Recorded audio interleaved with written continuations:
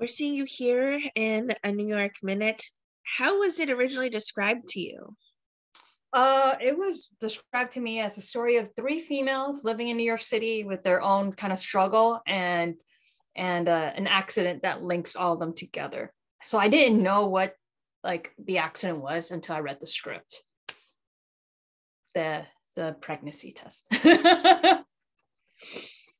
Then we get to see you here as an escort in the movie.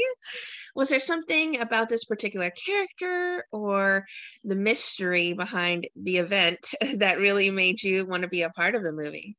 Well, when I first read the script, I thought the script was really well written. And this was when we shot this is before Crazy Rich Asians came out, before, and I was thinking, I was like, wow, there's not a lot of stories that revolve around Asian Americans in general. And then three Asian American females is even more rare that we don't really get to see on screen a lot. And then their struggle and their stories are so real and so personable. And I was like, hey, you know what? It's not an Asian American story. It's a story for everyone that go through struggles like that. Like Amy's story has an LGBTQ theme, Angel's story about like a stale marriage and her finding excitement in someone new. And Nina's story, someone viewing we always have this perception of what an escort is. And I think Nina's character gives it more in depth of like, why is this person even an escort? Like stuff that she's going through at home. And then instead of judging a book by its cover, when you see somebody, oh, they're an escort, you're like, oh man, let's take a step back. Why are they doing this? Like, what's the struggle that they're going through? Everyone has their own problems. And I think, through storytelling, it's a good way for people to have empathy towards one another. And this is a great way to talk about, someone that's an escort. And now maybe after the film, you'll see an escort, you're like, oh, wait, let me have like a little bit more empathy and knowing that there's probably some, whatever they're going through, it sucks. Like, don't just judge a book by its cover. Right. Was there something in particular then you found challenging about Nina? I mean, getting into her mental state must have been a little difficult this moment to get yourself to embody this particular individual. All right, get ready for this. During our rehearsals, Mandy, like the way I carry myself and the way how Nina carries herself, very different. And Mandy was like, hey, let's work on how to carry yourself. And I'm the type of person that I prefer a book bag over a purse. And I remember when Mandy first gave me a purse, I just went like, she's like, no, Celia, let's work on this. She's like, all right, let's get you, in a state where, when you're walking in heels, like it's more feminine in the way you carry yourself and your person, even the way you carry the clothes that you wear. It's more feminine and like the way you do it, it's like a little, she's innocent, but there's like a lot of baggage she's carrying with her in her body as well because of what's happening at home. And I was like, okay, cool. So I guess like that was one of the biggest challenge for me is the body language, right? Aside from that, I just thought like, it's really nice that Mandy took time to talk to every one of us, and like Roger, who plays Ian, and I have time alone, then we can get to know each other so we can build a relationship before we show up on screen. So I really appreciate that. And I think that's something really nice to have, when not a lot of films you have chances and time to do that. Yeah, what was your interaction like with Roger before filming? What kind of bond did you guys establish before filming to get that bond on screen? We met first on, this is pre-Zoom, so Skype. It's pre-pandemic. So we met on Skype because I was shooting in Atlanta on a different project. And then when I came back, we had a rehearsal day and like we talked and we basically bonded over Disney songs. Both Roger and I love Disney songs. And even like while we're on set, in between takes, we'll be singing Disney songs. And the crew gave each of the couple a name, and they called us the Disney couple. Because every time they call cut, suddenly Roger and I would be like, a whole new world. And they're like, action. We're like, okay, cool. let's do this. It's all OVW cut. Hakuna Matata. Definitely a good way to break up the tension. Yeah, for Serious sure. film. What kind of advice then did Zeman Lee, the director, offer you while you were filming? Mandy tells us a lot about the backstory. So for me, she told me to watch, man, I forgot the name of this Hong Kong film, but it's a murder crime thriller. And she was like, can you study this character, the victim in the movie? She was like, it's something I feel like very much similar to what Nina's going through internally in her life and feeling like she doesn't belong anywhere. She told me to watch that while I was filming, and I was in a hotel room. I did not know how scary that film was. And I remember texting Mandy after, like, Mandy, I can't sleep. This is really scary. I have to work tomorrow. She was like, but do you understand the character? I'm like, yeah. And then she ended up getting chopped into pieces in the end. The things we do for our art. I remember being like, oh yeah, like I'm like alone in my hotel room. I'm like, sure, let's watch this film as research. And then I was like, let me lock my doors. Let me lock my bathroom doors. Just in case anything, you slept with one eye open, the lights were on all night. Yeah, so like Mandy did that. She prepped us by like giving us materials to do research on and then going through the backstory of the characters. What were some of your most memorable or favorite scenes that you filmed? Ooh, I said this actually a couple of times, but the most memorable, kind of funny, is the scene that when Roger and I finally kiss, or Ian and Nina finally kiss on the food truck. Takes of that, like, and then they're like, oh, I don't know how to get rid of the generator sound, and Grip and Electric's like, oh, let's figure it out. And then they're like, oh, we found it.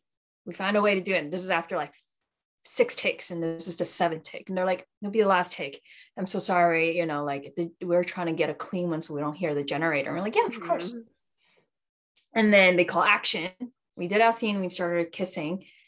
And I was like, this is weird. This take is longer than every other take in the kissing scene. So then at this point, we all know each other really well, right? So I literally went from this to, guys, what the heck? And they're all like cracking up. They're like, oh yeah, we cut. We were just wondering if we would notice. Did they say cut, or they just didn't know? No, they just like kind of drifted away, and then because I can feel them all like kind of like giggle because everyone's been waiting for that. That was one of the last day that we were shooting, and they're like, oh, this is gonna be such a sweet scene between Roger and Nina, and then Roger and I would go, fine. It was pretty funny. That to me was like something that was memorable because we all had like a good laugh, and at that point Roger and I are really close, and we got sure. And then besides that, there was a scene where like my stepmom and I are going at it, and Yang, who plays my stepmom, is someone that I've known for a really long time, and she's a good friend of mine. And she goes like, oh, I'm gonna be the bitchy mom for sure. I got this. And I was like, okay, you get it. And then action, and we were so intense. And then second they called cut, and she's like, hi. I was like, hi, mommy. Everyone's like, okay, we can sense that you guys are good friends. Good thing there was a little levity. Yeah, and Yan used to tell me the story where like that's how she felt like. She felt like she was more like the Nina's perspective when she was younger, and her mom, she was like, I'm just trying to kind of, she like took some of the elements of what my mom used to say and do and then bring it into this character. And I was like, oh, I feel it. I was like, when you were mean, I was like, I can feel it. Like, and I'm just reacting off of her. Yeah. A little too method there. What do you think it is about A New York Minute that's just going to make it such a fast fan favorite film? It's a beautiful drama. Thank you. I mean, I hope the fans are gonna like across. I do think like the it's pretty unique to have like 3 storylines and then link by a pregnancy test, right? And like I was saying, I was like, it hits.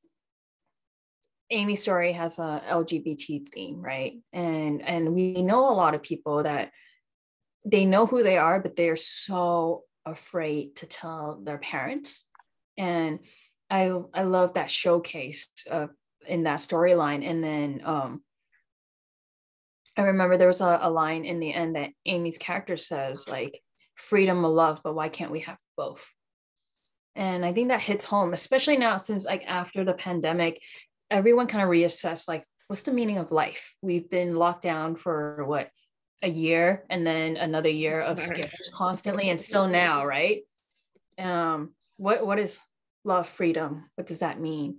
For our Angel storyline, I see a lot of like, hey, seeing the excitement, the artistry of, you know, how like, well, that's why sometimes you see a lot of artists dating within the artist community, because there's an understanding. And then meanwhile, someone else at home who's a very steady person that he doesn't have that, no longer have that kind of spark. Because one of the lines that when the husband, when Angel comes home and she's like, oh, I just got this movie and she's really excited about it, and her husband goes, oh yeah, that's great, I'm sure you'll do well, honey. That hurts. Like I was like, as an actor, I was like, doesn't matter if it's your husband, your mom, your dad, or like, you know, a friend, when you're so excited about something you just got, and then you basically are excited to share with your family member, and then getting turned down. Yeah, it's just like a stab and then like twist. You're like, oh, okay, doesn't feel like you're ever good enough in a way. And then Nina's character, like I was saying before, you know, the empathy for an escort, seeing like, even like I do not believe every step parent is like my stepmom in the film, but when people do have that, I hope that they will watch this film and feel like they're not alone, and there's ways, and then there's hope and love. Like Roger's character Ian comes in and tries to provide Nina a steady future, something that they can work on together. And that's why he wants to open his own restaurant, you know, and they can share a life together. And it's not like, hey, you know, for like an escort or something, it's a dead end road. You never get to go anywhere beyond that. I still think there's hope. And I think most of, like, importantly in the end, it's like hope for everyone, you know? Absolutely. Well, what are the other projects you've been busy working on lately? I just did it aired already.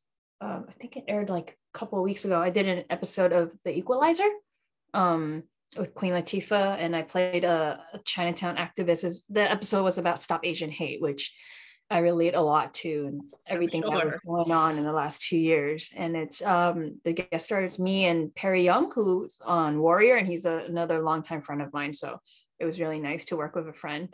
I'm on a movie right now called Asian Persuasion. That's I don't know when it's going to come out because we're currently shooting it. It's with Dante Bosco, Casey Conception, Kevin Kreider from Bling Empire, Pablo from the Cinderella, the Brandy Cinderella. He's Prince Charming. So of course, you would reference a Disney movie. But yeah, it's a great Asian American cast, and it's a rom-com, so it's going to be fun. Dante is going to be amazing in it. Well, what would you like to say then to everybody who are fans and supporters of the wonderful work that you do? Oh, thank you everyone for supporting. I appreciate it. I love you guys. Keep supporting the arts. We need it. It's you know, I feel like the arts is a way for us to look into someone else's life and experience different type of careers, you know, life, and I always feel like, you know, film and TV, anything that's storytelling has a way for us to understand each other better and have more empathy, and hopefully we create more empathy in the world, because I feel like we need it. We especially now with everything going on in Ukraine. We definitely need it.